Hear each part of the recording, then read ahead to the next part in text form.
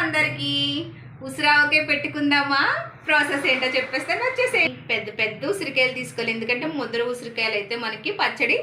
చాలా బాగుంటుంది ఇట్లా ఫస్ట్ ఏం చేశానంటే వాటర్లో వేసి కడిగేసుకుని తడి లేకుండా ఇలాగ తుడిచేసుకుని కాసేపు ఆరబెట్టుకోవాలి తర్వాత ఏం చేయాలో చూపిస్తాను వచ్చేసేయండి ఆయిల్ బాగా హీట్ ఎక్కిన తర్వాత ఈ ఉసిరికాయలు అందులో వేసి వేపుకోవాలి బజ్జీలు చల్లపుని దోర రంగు వచ్చేసాక మనం తీసేసుకోవాలి కింద కాయలను తొనల కింద ఒలిచేసుకున్నాం ఉన్నారా ఓకే ఉప్పు అయితే మాత్రం చూసుకుని వేసుకోండి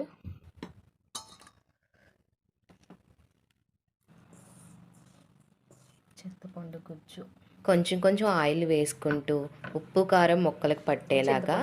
ఆయిల్ వేసుకుంటూ ముక్కలన్నీ కలుపుకుంటూ రావాలి